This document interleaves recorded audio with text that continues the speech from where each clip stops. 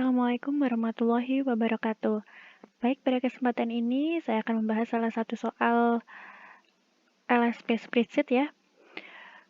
Misalkan di sini ada daftar nilai peserta LKS SMK tahun 2020. Ada kolomnya seperti ini. Ada kode kota, nama lengkap, asal kota, penginapan, kode lomba, bidang lomba, tempat ujian, nilai, nilai akhir, dan grade. Kemudian di sini nanti kita juga diminta untuk mengisi kolom ini. Nah, di sini adalah tabel informasinya. Ada tabel 1.1 itu berisi tentang asal kota dan penginapan dengan kodenya seperti ini.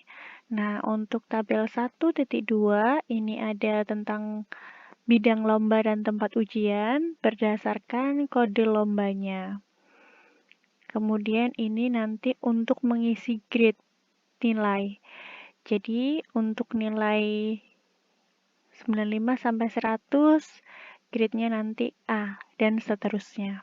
Oke, langsung saja nanti kita isi. Yang pertama di sini adalah asal kota. Asal kota kita lihat di sini ya. Kita akan menggunakan tabel informasi tabel 1.1 ini.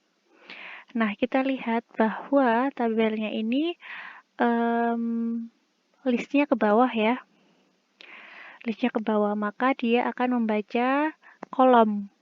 Jadi kolom A itu kode, kolom B asal kota, kolom C itu adalah penginapan.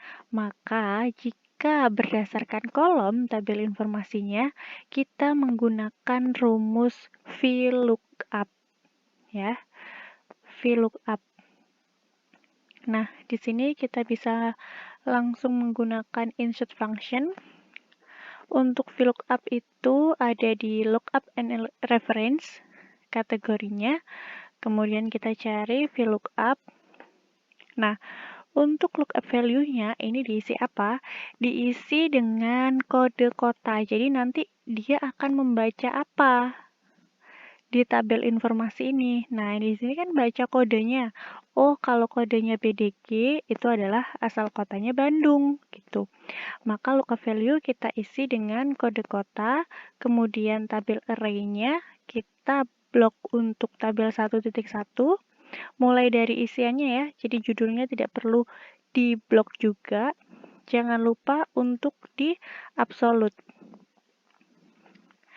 Di absolute caranya klik tombol F4 atau ada beberapa laptop itu harus menggunakan atau dibarengin dengan Fn. Jadi Fn plus F4. Jadi kalian harus bisa mempelajari terlebih dahulu komputer atau laptop kalian itu yang seperti apa.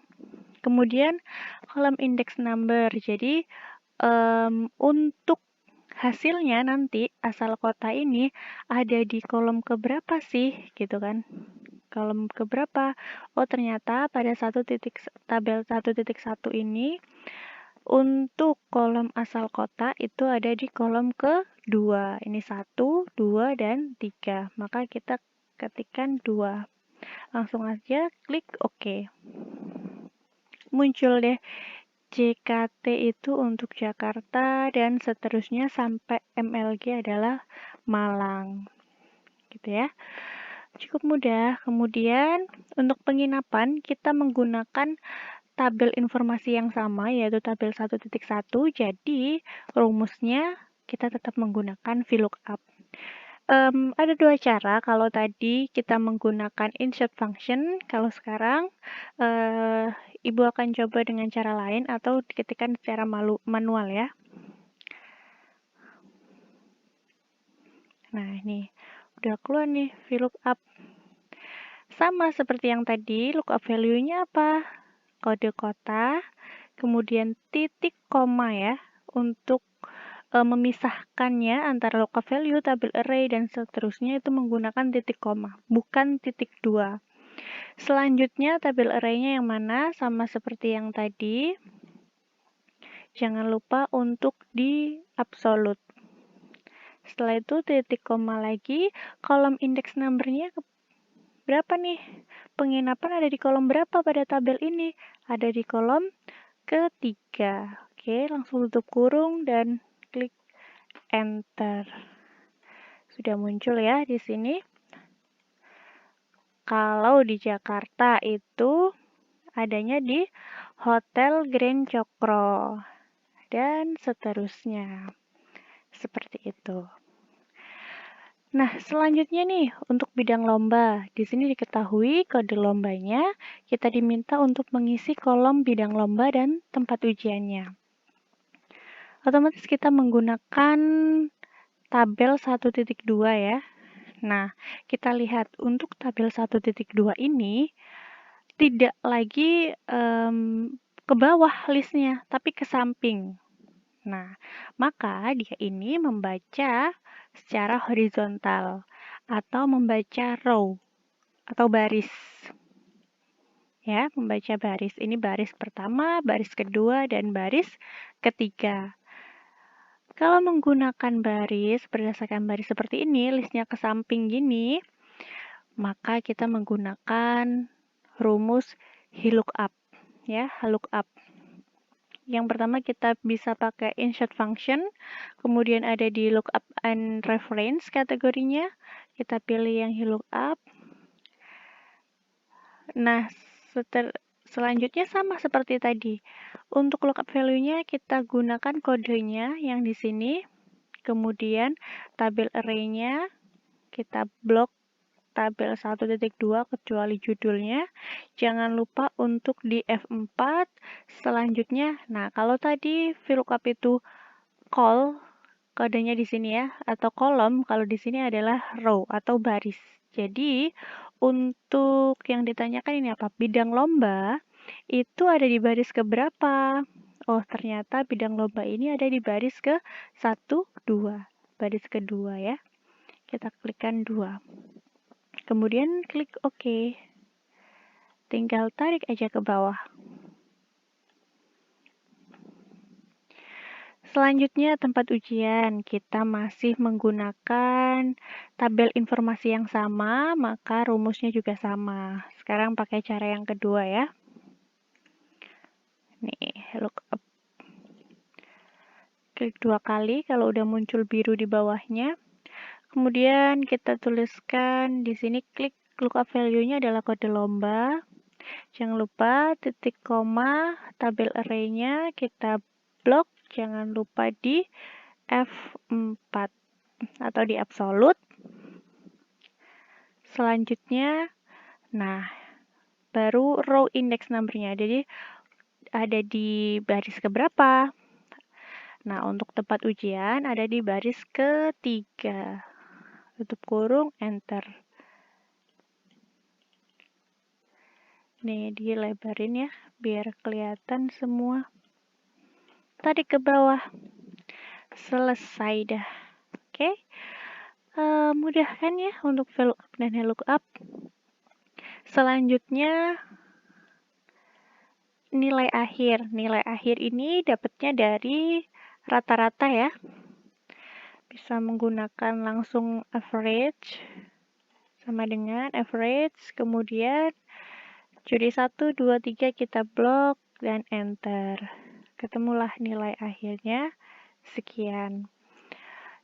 Misalnya bisa V rata tengah ya. Nah, ini yang sedikit krusial dan membutuhkan logika. Untuk grade, kita punya tabel informasi seperti ini. Jadi nilai untuk 95 sampai 100 itu grade-nya A, 85 sampai 94 B, dan seterusnya. Maka di sini kita menggunakan rumus if majemuk. Kalau if majemuk, lebih mudah kalau kita ketikkan manual ya di sini. If sebelumnya kita analisis dulu nih untuk masing-masing kategorinya atau grade-nya ini. Berarti kalau misalnya nilainya dia 95, dapatnya A, ya kan? Kalau 94 B dong. Maka di sini untuk A itu berarti lebih besar dari A itu berarti lebih besar dari 94. ya. A itu lebih besar dari 94. Atau bisa saja kalian tuliskan A itu lebih besar sama dengan 95. Jadi kalau ada bedanya, kalau hanya lebih besar saja, 94 ini nggak ikut. Jadi A itu mulai dari 95. Tapi kalau kalian menuliskan lebih besar sama dengan 95, maka 95 ini termasuk dalam kategori atau grade A juga gitu. Ikut gitu 95-nya. Kalau hanya lebih besar, jadi angka yang di sini tuh nggak ikut. Ya udah setelah 94 berapa? 95. Tapi kalau lebih besar sama dengan angka yang dicantumkan di sini, dia ikut gitu. Jadi nanti kalian terserah mau pilih yang mana yang sekiranya lebih mudah bagi kalian. Yang penting kalian analisisnya bener gitu ya. Nah, kalau ini kan dari 85 ya, berarti lebih besar dari 84 atau lebih besar sama dengan 85. Yang di sini lebih besar dari 74 atau bisa kalian gunakan lebih besar sama dengan 75. Yang di sini lebih besar dari 64 atau lebih besar sama dengan 65. Nah, untuk yang E itu kan kurang dari 64. Karena yang D di sini 65 sampai 74, maka di sini E berarti dimulai dari 64 ya. Maka sama dengan 64. Atau bisa jadi ini harusnya kurang dari 65 atau bisa seperti ini. Lebih kecil ya. Kalau yang ini lebih kecil. Lebih kecil dari 64. Berarti 64-nya nggak ikut dong. Kalau mau lebih kecil saja, berarti kita 65. Tapi kalau lebih kecil sama dengan, kita pakainya 64. Biar 64 itu juga ikut di kategorinya E gitu loh. Oke, seperti ini logikanya. Terserah kalian mau gunakan yang seperti ini, yang ini, atau yang sebelah kanan ini. Kalau secara penulisan sih lebih simple yang ini ya. Cuman kalian memang harus menganalisisnya lebih teliti lagi karena di sini nilainya 94 sampai 100, maka berarti lebih besar dari 94. Karena kalau lebih besar saja 94-nya nggak ikut. Dia menghitung satu angka dimulai dari satu angka di atas 94, berarti 95 dan seterusnya. Oke, langsung saja kita tuliskan di sini. Kalian boleh tuliskan di sini, boleh tuliskan di sini juga. Kita gunakan rumus if. Jadi, jika nilai akhirnya itu lebih besar 9 dari 94, maka pakai titik koma ya. Maka nilainya adalah A. Ingat, untuk penggunaan seluruh rumus di Excel ini ketika ada huruf itu harus diikuti dengan tanda petik di awal dan di akhir. Kemudian titik koma lagi, jika nilai akhir ini nilainya itu lebih besar dari berapa tadi? 84 ya. 84, maka titik koma nilainya atau grade-nya adalah B. Dan seterusnya gitu. Titik koma if jika nilai akhirnya itu lebih besar dari 74, maka itu titik koma ya, jangan salah titik 2. Grade-nya adalah C. Kemudian kita tambahkan if lagi jika nilai akhirnya itu lebih besar. Lebih kecil ya. Lebih kecil dari 64.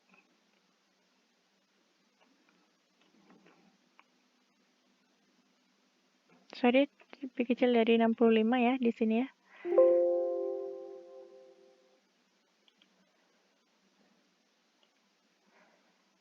Lebih kecil dari 65, maka nilainya itu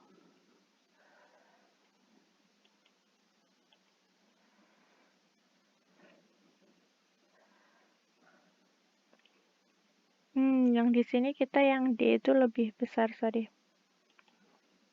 lebih besar dari 64, maka nilainya D atau grade-nya. Jika tidak, nah yang E nih kan, jadi kalau nilainya itu tidak lebih besar dari 64, tidak lebih besar dari 74, 84, 94, maka dia itu grade-nya E. Dah. Kita tinggal tutup kurung. Tutup kurungnya sesuaikan dengan jumlah kurung yang ada di depannya ya. 1, 2, 3, 4. Enter. 96 itu A dan seterusnya. Gitu ya.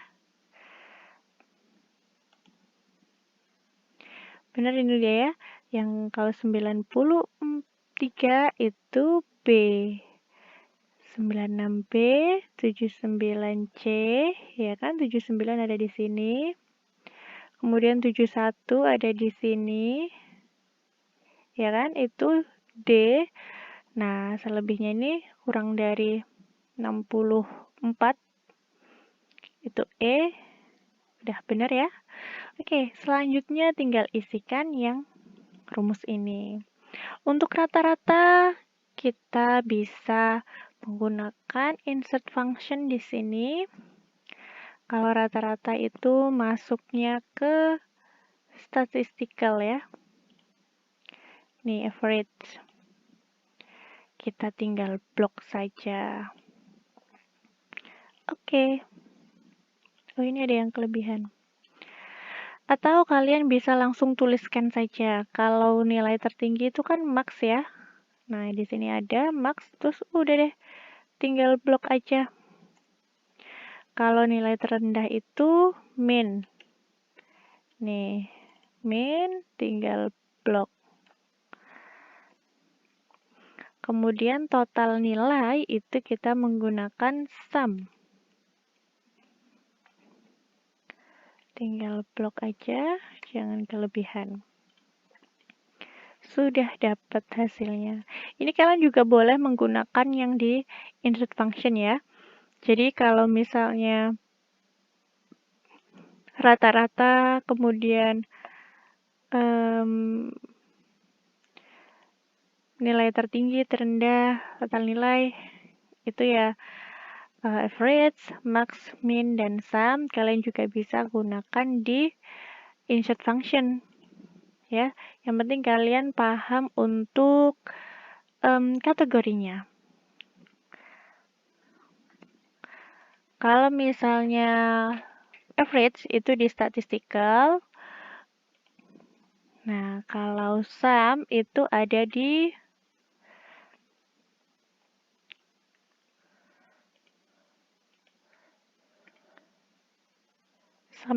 di math and trick ya. Max min itu juga ada di statistical.